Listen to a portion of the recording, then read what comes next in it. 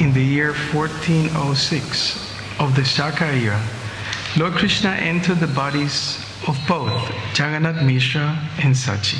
Please repeat. In the month of January, in the year 1406 of the Shaka era, Lord Krishna entered the bodies of both Jagannath Mishra and Sachi. Purport by His Divine Grace A.C. Bhaktivedanta Swami Srila Prabhupada Ki Jai. Lord Chaitanya Mahaprabhu took his birth in the year 1407, Shaka era, in the month of Falguna. But here we see that he entered the bodies of his parents in the year 1406, in the month of Magha. Therefore, the Lord entered the bodies of his parents 13 full months before his birth. Generally, a common child remains within the womb of his mother for 10 months. But here we see that the Lord remained within the body of his mother for 13 months. Do we read a couple others?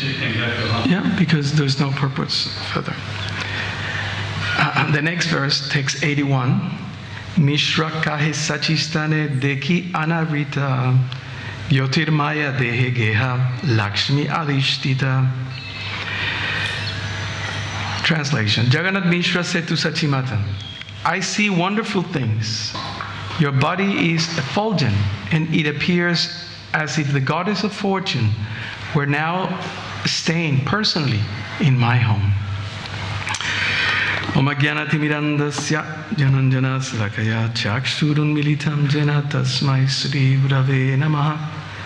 Nama Om Vishnu Padaya Krishna Prasthaya Bhutale Srimate Bhakti Vedanta Swaminiti Namine Namaste Saraswati Deve Gauravani Pacharine Nirvisesha Sunyavari Pasyatya Deshatarine Jaya Sri Krishna Chaitanya Prabhu Nityananda Sri Advaita Gadadhara Srivasari Gaura Bhaktavrindam Hare Krishna, Krishna Krishna, Hare Hare, Hare Rama, Rama Rama, Hare Hare.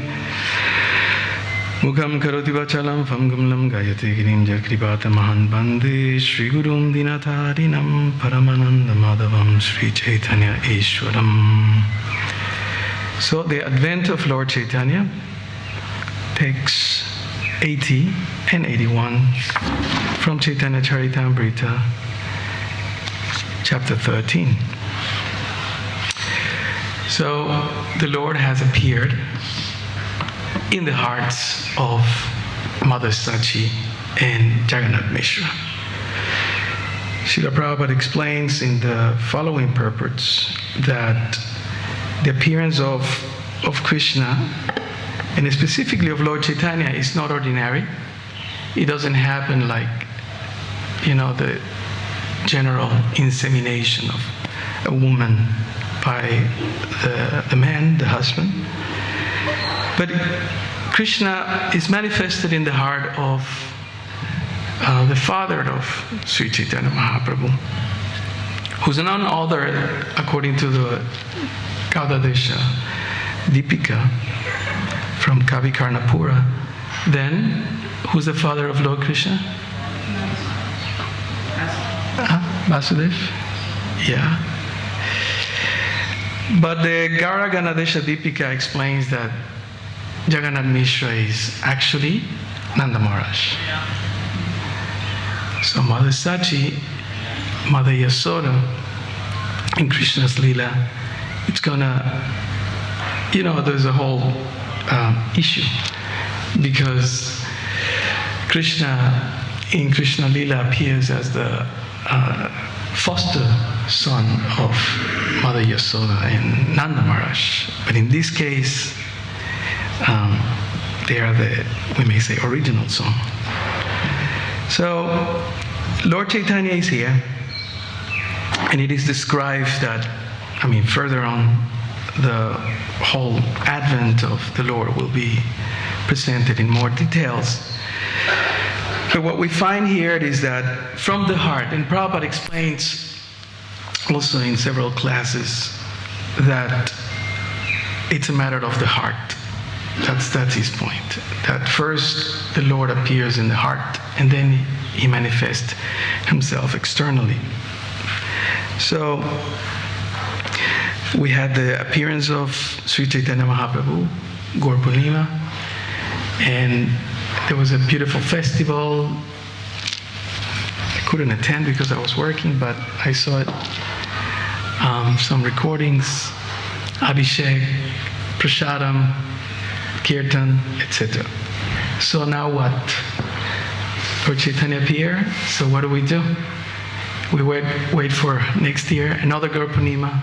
How many Gaur Purnimas have us spent in this movement? Sometimes many. So the question is now what? Lord Chaitanya is here. What do? In Lord Chaitanya, in Lord Krishna's appearance in general, as I was mentioning last weekend, generally there are three things that are meant to be remembered, discussed, read about, meditate upon. One of them is, who is this incarnation? Who is Lord Chaitanya? The other is how he appears, right? Srila Prabhupada says that the beginning of Krishna consciousness, preaching of Krishna consciousness around the world started when? Who knows that? When did he say that it started? Anyone know? Any guesses? You can guess. Huh? Gaur Purnima? Okay, good guess. Anyone else? He says that the actual preaching of Krishna consciousness in the West started in 1896. And that year was the year when Srila Bhaktivinoda Thakur sent his book Teachings, what do you call it? Chaitanya, His Life and Precepts. Chaitanya, His Life and Precepts. Precepts means teachings. So in that year, Bhaktivinoda Thakur took the daring step of sending his writings to, as we know, he sent it to Canada, to the McGill University. But Ravinda Swarup Prabhu has made some research on this, and actually he sent it to other places also. The one that we know, it's Canada, but actually he sent it to Europe and other places. So Prabhupada says several times that year, he says that also in the teachings of Lord Chaitanya in the beginning. He says that, what else happened that year? 1896. Prabhupada was born. Yeah. So, however we want to see it, that's when everything started. When we can imagine that scene where this little book, actually, you can purchase it in, I don't know, I don't think we have it here, but in other places, we have that book. And Prabhupada actually includes it, I don't know, in full length, in the teachings of Lord Chaitanya. Teachings of Lord Chaitanya, you know, is Chaitanya Charitamrita, how many volumes are there? How many volumes? 17 volumes. There's a whole pastime about how Prabhupada produced those in, how many months was that? 4 months? How many months? 3 or 4 months, something like that marathon happened. But Prabhupada had a mission. And the mission was, and that's explaining the beginning of the Bhagavatam. The mission of the Acharyas, and he comments on this several times, is to make things easier. That's what a proper Acharya does. He makes things easier. It's interesting to analyze this concept. So, 17 volumes, right? 17 volumes. And generally we say when we try to promote devotees to practice, particularly in the congregations. If you don't have time to read the 17 volumes, just read Teachings of Lord Chaitanya. Srila Prabhupada wrote Teachings of Lord Chaitanya as a summary, compendium of what he expressed to his disciple, mainly the 6 Goswamis of Vrindavan. So the book is traveling by boat and arrives in the shores of North America and end up in someone's office in Canada, in the McGill University. How much they did from that book, the ones who received it or read it, it's not known. But our Srila Prabhupada, he sees that as the beginning. This is like a missile that has been sent, and everything is starting then. So Sri Chaitanya appears over 500 years ago, and then what happens? Right, we know some of the historical facts. Many of you have heard it many times. There's the Chaitanya Caritamrita. There's also the Chaitanya Bhagavat and other books that gives us the story of what happened with Lord Chaitanya. 3 things we are meant to learn from any appearance. One is, who is that person? Who remembers? The next one is, what are the details of that appearance, which is also purifying. But the most important thing of any appearance, again explained by Srila Prabhupada, is what is the mission? Why did that personality has appeared? And the simple answer to that, in the case of Lord Chaitanya, is that he came to give something that no other incarnation has given, which is love of Godhead. Krishna prema pradayate. Right? So what happens is that the Lord comes with a particular mission, dharma samstapanarthaya. He explains in Bhagavad Gita, I come to establish the principles of religion. We were mentioning last week that there are 4 verses in chapter 4 that explain who is him, why he comes, and what is his mission. Yeah, that's the basic Bhagavad Gita. So Srila Prabhupada begins his commentary on the teachings of Lord Chaitanya saying that there is no difference between the teachings of Lord Krishna and the teachings of Lord Chaitanya. So what are the teachings of Lord Krishna in essence? What Krishna came to teach? What is the main instruction of Bhagavad Gita? Surrender it unto me. Right? That's what Krishna says. So the question then is, okay, so now we know. So the question then is, how do we surrender it unto him? Right? I mean, we know the words. We know that that's what we are meant to do. It's all throughout Prabhupada's books. But the question is, how do we surrender it unto Krishna? And if I ask you that question, or if we ask ourselves that question, we may have many answers. But the thing is that there is a problem, that we don't want to surrender to Krishna, or we don't know how to surrender to Krishna. Therefore, Krishna arranges and the Bhagavatam is presented. The purpose of the Bhagavatam is to explain how do we surrender to Krishna. So Krishna ends his teachings. You're not the body, you are a spirit soul, part and parcel of me, you're meant to work for me, you're meant to take a spiritual master and have all these qualities, control your mind, understand me as the supreme boss of everything that exists. The highest point of his teaching is, what is the highest teaching of Bhagavad Gita? Sarva Dharman is there. Yeah. Love for Krishna.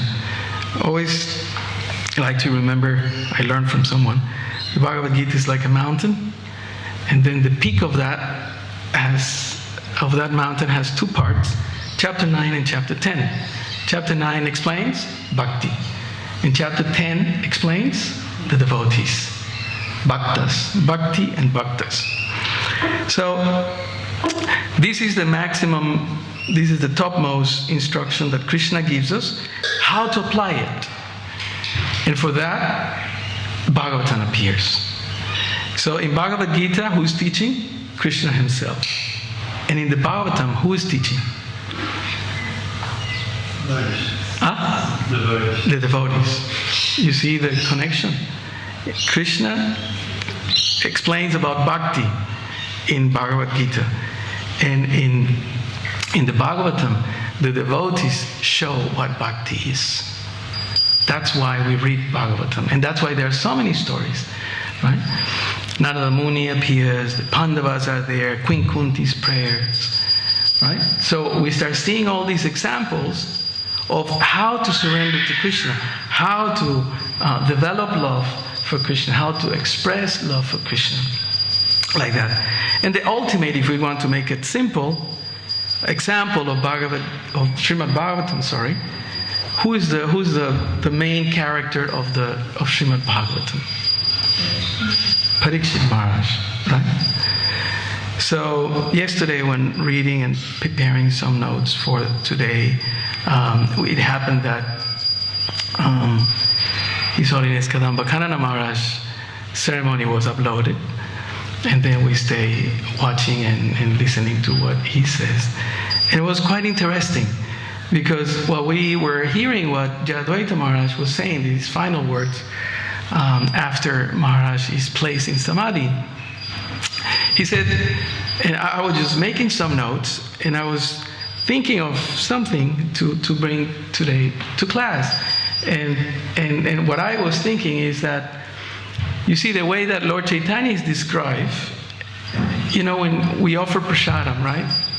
I don't want to test you, but there's one of the prayers that we recite. And that prayer, it's also in the Mangala Charana, and we find it in the Bhagavad Gita. It's a prayer that Sri Rupa Goswami, one of the 6 Goswamis, presented to Lord Chaitanya.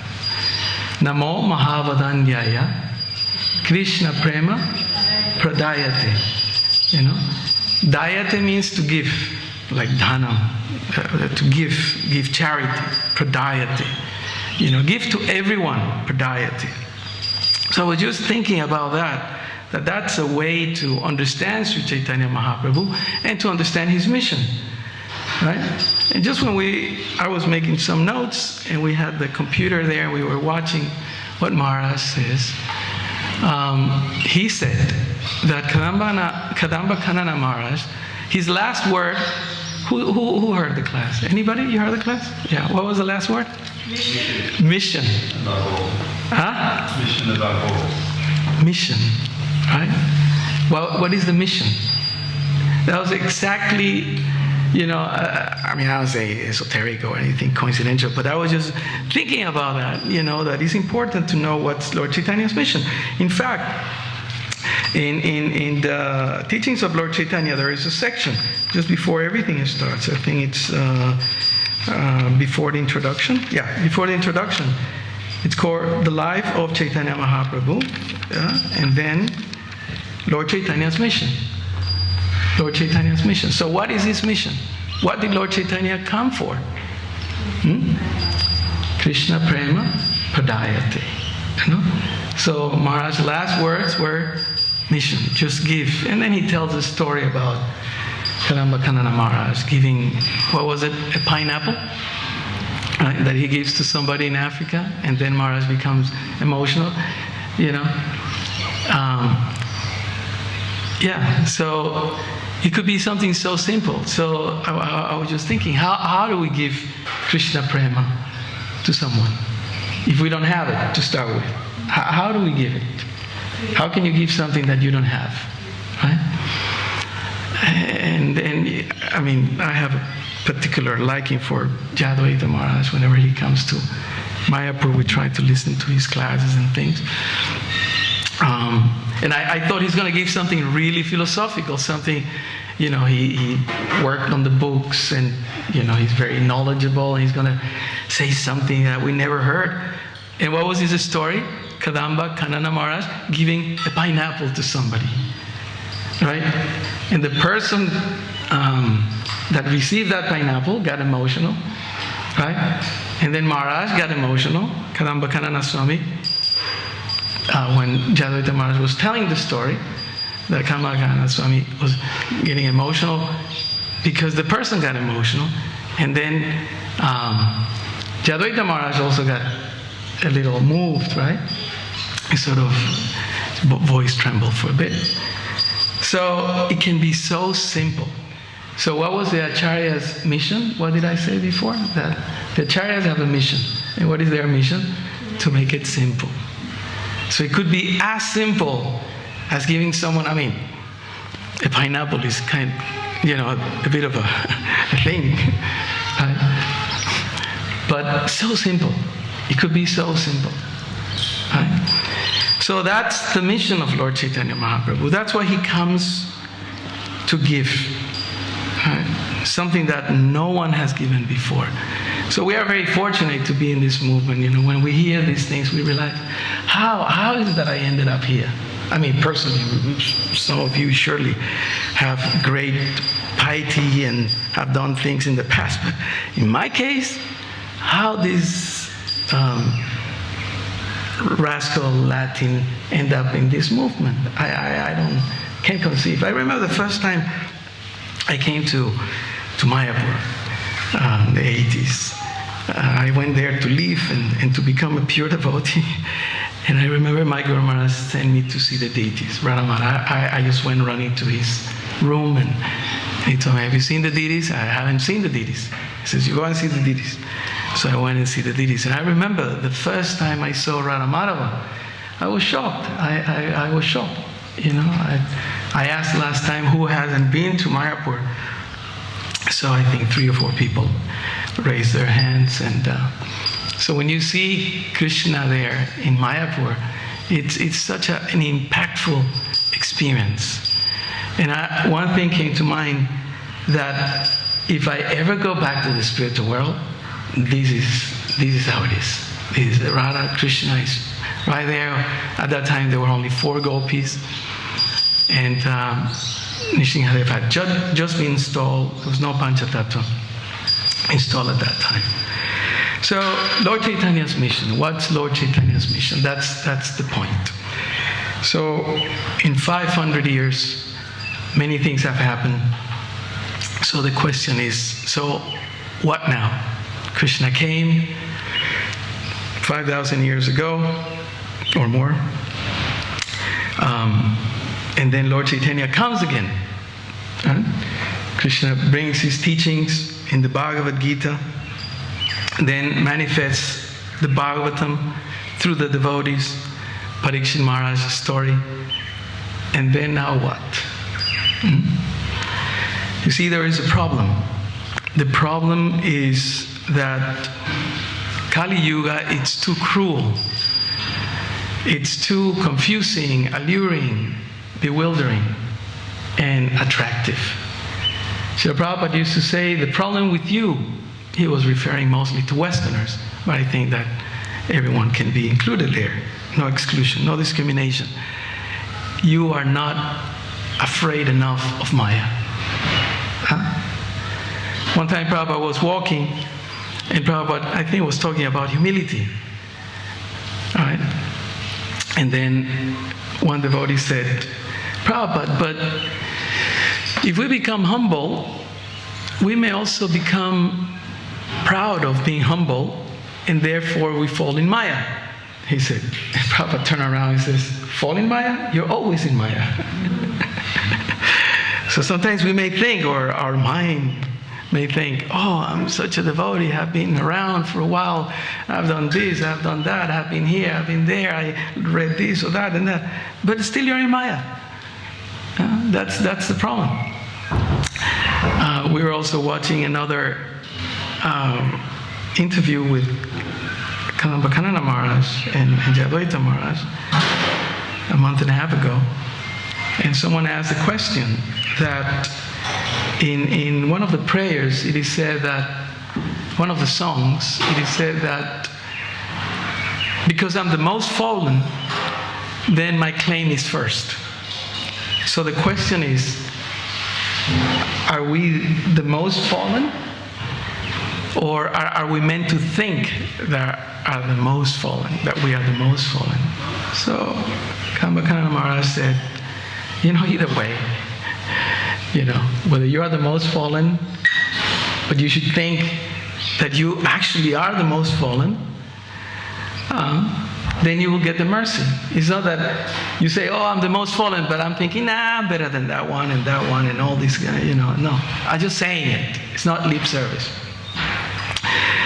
I remember in regards of that, once Sachinanda Maharaj, in one of his seminars, told the story that there was a devotee who wanted to take initiation. So he goes to the Guru and he asks him for initiation.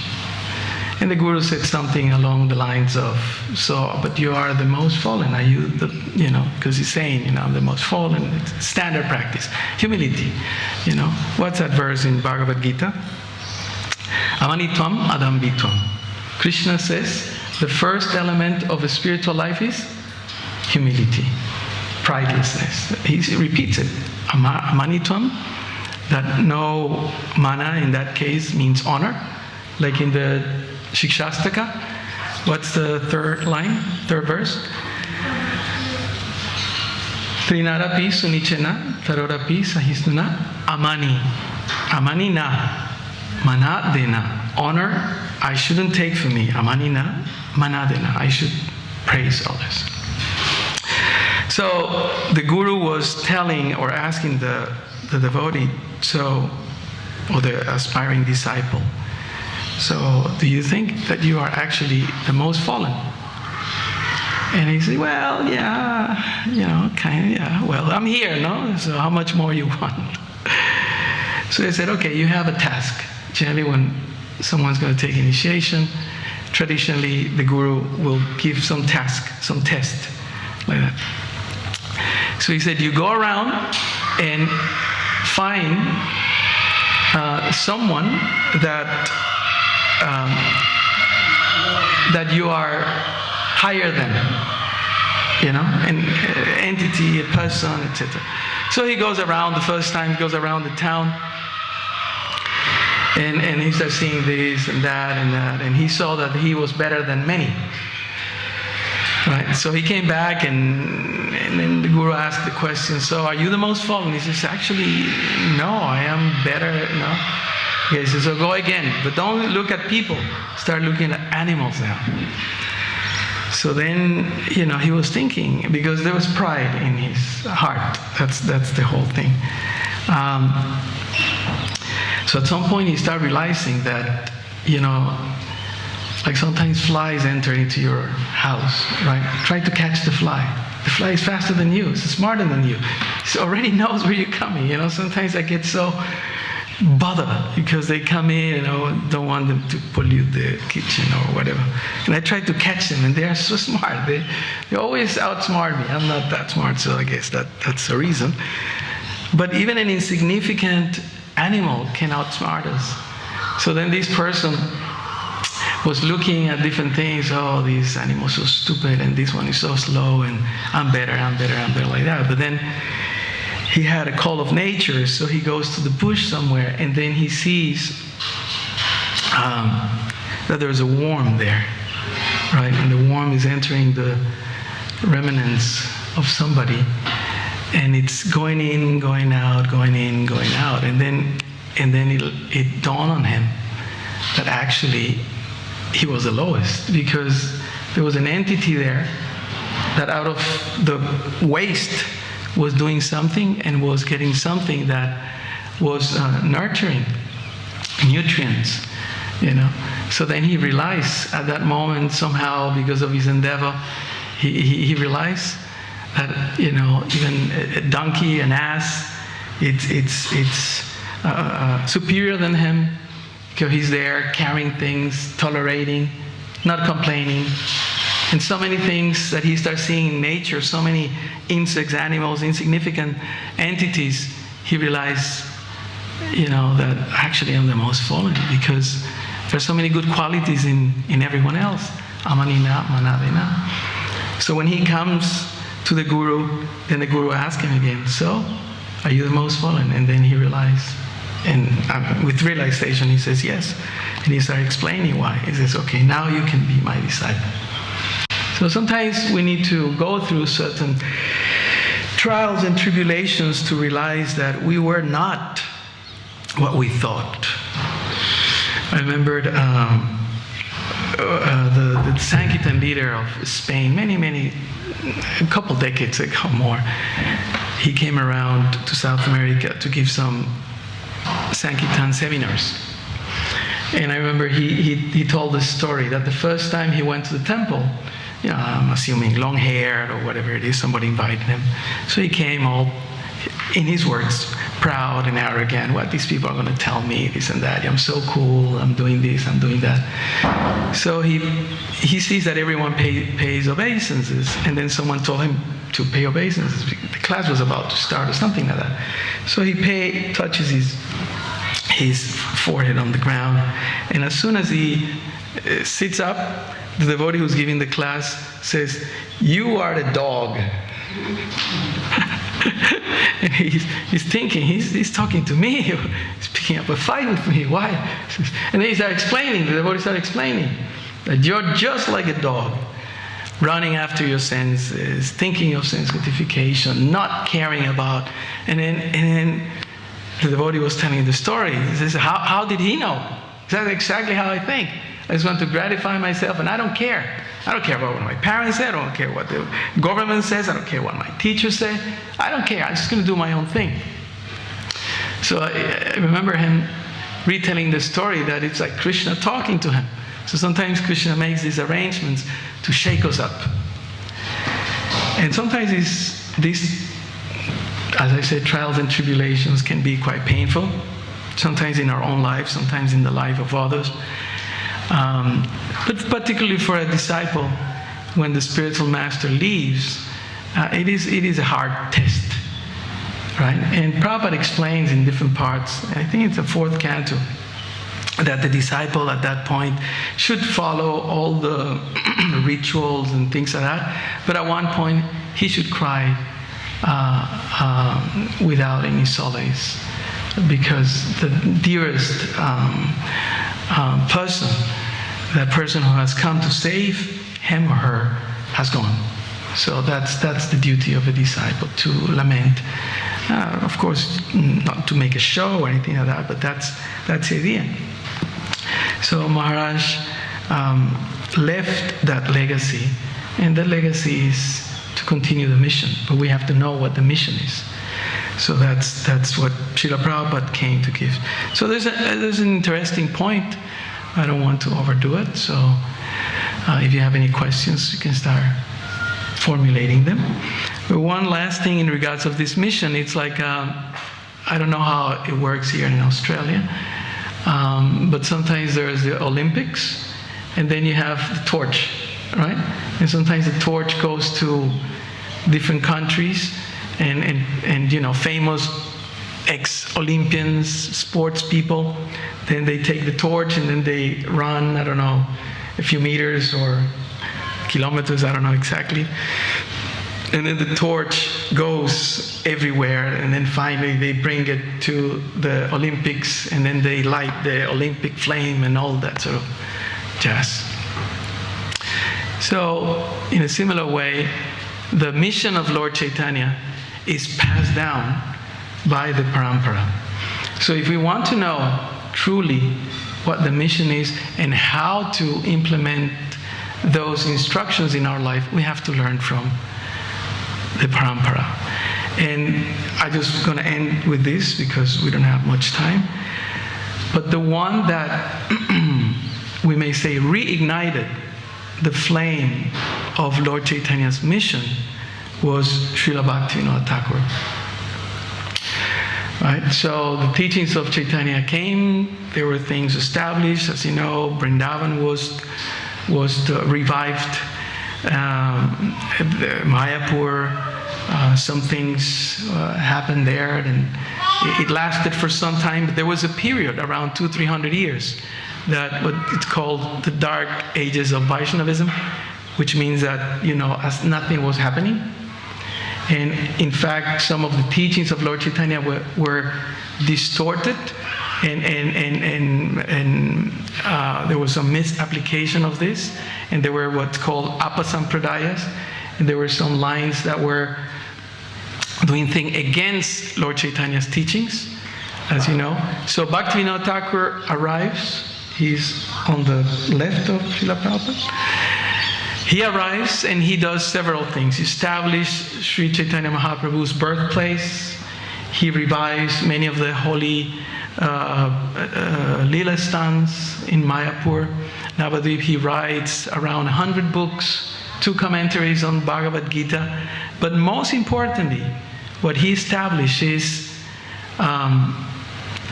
what is called the Namahata, or the market of the holy name. This Sankirtan movement actually was revived or started by the potency of Bhaktivinoda Thakur. If you go to Mayapur, you go to Prabhupada's Samadhi, and then you see around Prabhupada's Pushpa Samadhi, there is the murtis of all the acharyas there. So Bhaktivinoda Thakur is there, and there's a plaque. And in that plaque it says, the founder, the pioneer of the program to inundate the whole world with Krishna consciousness. That's the plaque. That's like the congregational acharya. And to conclude, we may say, okay, how does that look? Srila Prabhupada says, in many places, sometimes that's not so much known, but in many places, you know the famous line, in every town and village, right? That's we generally hear that. In every town, Pritivite Achajata Nagara Digram. That means in every town and village, my name will be sung. So we hear every town and village. Like here in the coast, we have so many towns, right? So the question is Krishna consciousness established there? Do we have people there, centers there, whatever? But Prabhupada translated in a very nice way. He says, in every home. And, you know, a few years ago, for one of the ILS, so is Jayapataka Maharaj, my spiritual master, he told me to do a bit of research about home programs. And so many places Prabhupada says, in every home. In every home. You know, so how many billion people are in the world? 7 plus and counting. And also the United Nations have a, what's that? 9. So I don't know. Well, the last one I checked was 7 a few years ago. It might be up after COVID, I guess. But there is a count of how many billion homes are in the world. Billions. Yeah. Forgot the number now. But the idea is that I remember in that ILS, in those presentations that my Guru Maharaj was doing, the question is, are we thinking of how we're going to bring that mission, that what Lord Chaitanya has given us, what the torch of love of Godhead that the Parampara has brought to us, how are we going to give it to others? Right? So I was just thinking of these things last night and making some notes, and then when I was hearing Chadwaita Maharaj reflection on Kadamba Kanana Maharaj's life and mission, I heard the word mission. I thought we have to go and distribute pineapples all over. And I mean, you're doing a great job here with your harinams and the restaurants, and how many people, I don't know if you keep count, how many plates of prasadam are distributed yearly. I think we should put signs there then. How many plates, how many harinams, it's incredible. Books distributed. So I've been to many places, many jatras, and I think this is one of the most fertile places in the world where Krishna consciousness can really, really take off.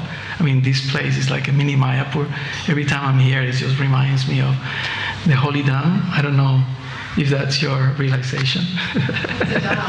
It's a Dham. But, you know, and I saw the checker floors and all the devotees from Mayapur, Harinam Prabhu, Harinamananda Prabhu, and Harinam Prabhu, and all the young boys and from Mayapur.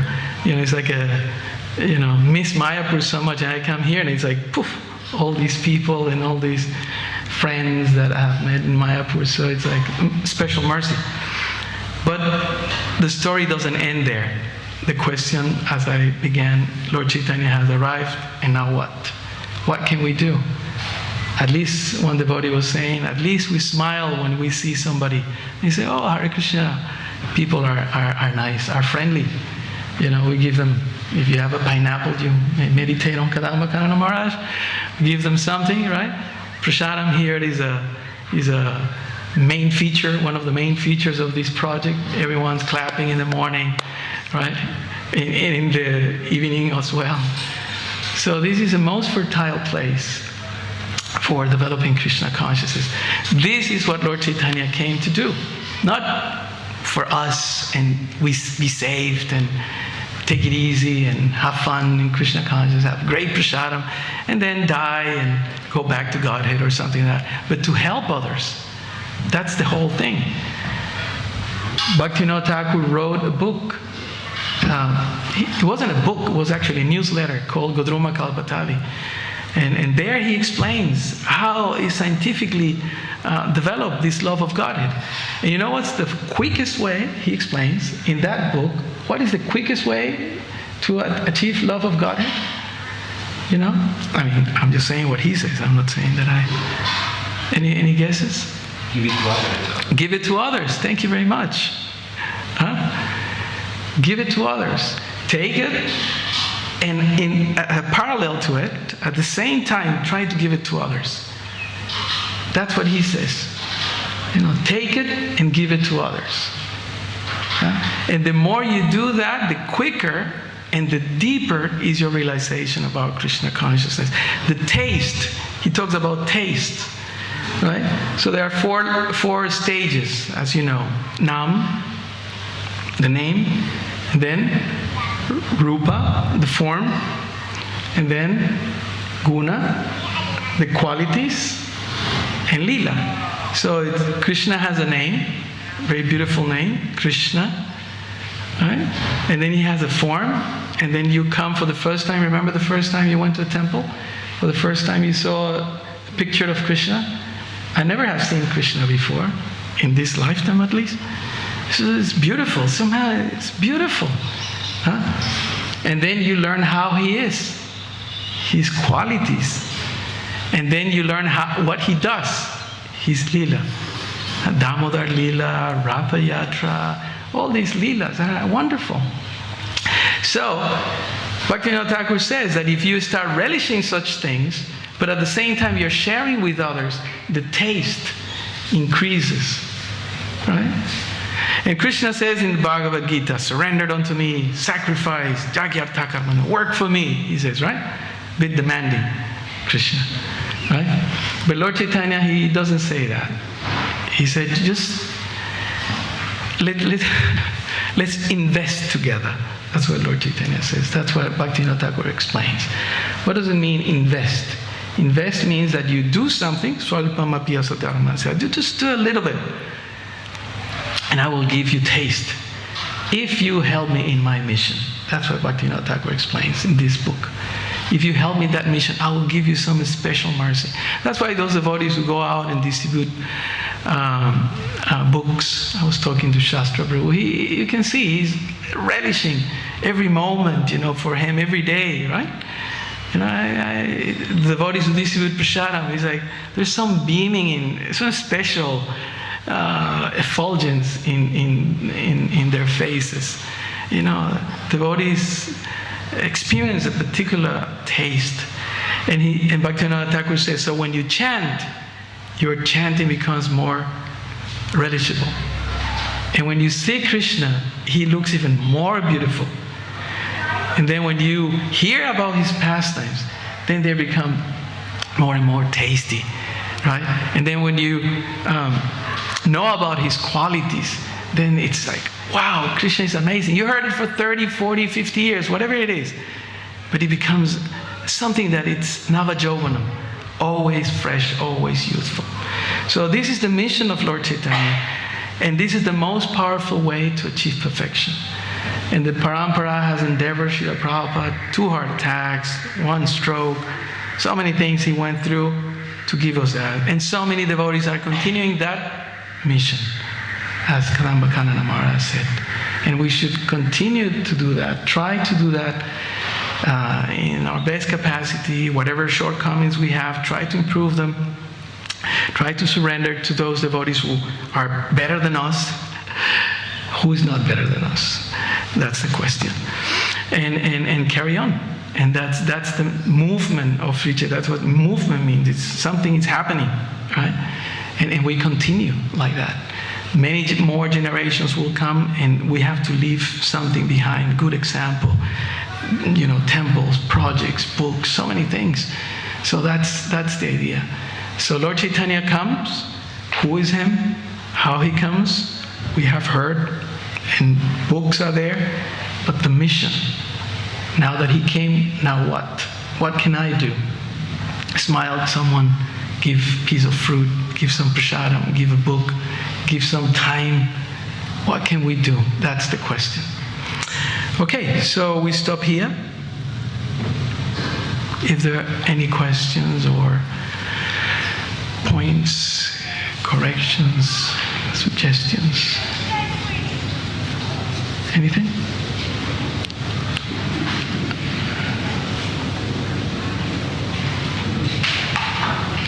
The lila of the mic. Mate has a question. Mate always has questions. Good. Thank you for the class. You mentioned our Prabhupada said, and you said that this applies to all of us, that you're not enough afraid of Maya. So how, and also I just saw on Facebook one post by Mahatma Prabhu, he was saying that if we do anything for ourselves which is not connected to Krishna, then we should be concerned about it. So how do we develop that? Because we're hearing, but then how to deeply apply that practically? Do we need, as you said, sometimes we need a wake-up call to go through suffering too. Yeah. But how do we keep that? I'm just going to quote Gaur Kishore Das Babaji Maharaj when someone asked him that, a similar question. He said, the harsh words of a Vaishnava. When somebody, generally the wake-up call doesn't come from you, it comes from the alarm clock or from someone who wakes you up, right? The wake-up call doesn't come from us. We're sleeping, dreaming, thinking that, I'm enjoying paradise, whatever. But someone comes and, right? Maybe that's a bit too harsh. Sprays us with water. Hey, or the alarm, da da da da da da. So we need to find someone who can wake us up.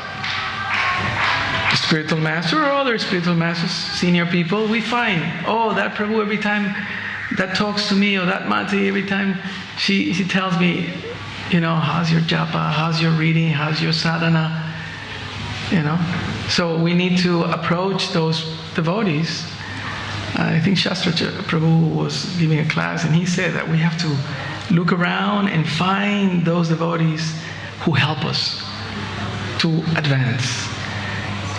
Maybe a wake-up call sometimes can be a bit harsh, as Gaur Kishore Das. That's the best one, because somebody can and then you immediately wake up. Or someone who very soft in ways, different ways. But whatever it is, the point is that we need to wake up. Therefore, we need to look for someone who does that for us, because we can't do it on our own. So we look for association. Devotees also recommend hearing Prabhupada's classes on regular basis, all the Maharaj's classes, the spiritual master. But sometimes we need someone real life, I know we live in the virtual world now, everything is Zoom and all these sort of things, but sometimes we need someone that it's there, that makes it more tangible, real. Called self-realization, right? Real realization means real. Someone there, Prabhu, Mataji, whoever, I'm struggling with my sadhana, I'm struggling with my senses, I'm struggling with my anger, I'm struggling with my pride. And then surely one merciful Vaishnava will give you some advice. Don't do this or do that. This works for me. try this, try that. Oh, read here, read there.